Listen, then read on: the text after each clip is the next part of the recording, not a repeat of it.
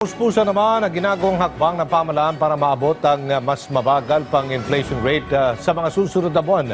Isa naman sa tinututukan ang food security na malaki ang epekto sa inflation. Si Kenneth Pasyente sa Sentro ng Balita. Kenneth. Yes, Aljo, tiwala ang National Economic and Development Authority na maaabot ng bansa ang mas mabagal pang inflation rate sa mga susunod na buwan.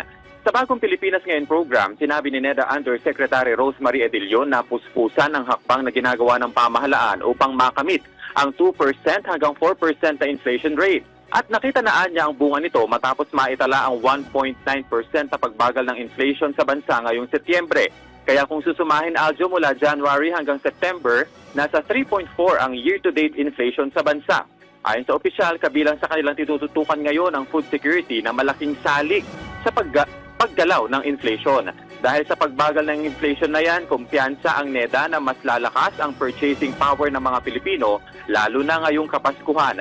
Nakikita namang dahilan ng NEDA ang pag-recover ng tourism industry sa bansa sa pagbaba ng unemployment rate na sa ngayon ay nasa 4%. Gayunman, hindi pa rin nila ipinagkikibit-balikat ang ilang hamon sa labor force, kabilang na ang underemployment at job mismatch. Kaya naman, Aljo, inilunsad ang Trabaho para sa Bayan Plan, isang 10-year roadmap na siyang magiging gabay para sa mas masigla at malakas na employment generation sa bansa. At ano mo ng latest, balik sa iyo, Aljo. Maraming salamat, Kenneth Pasyente.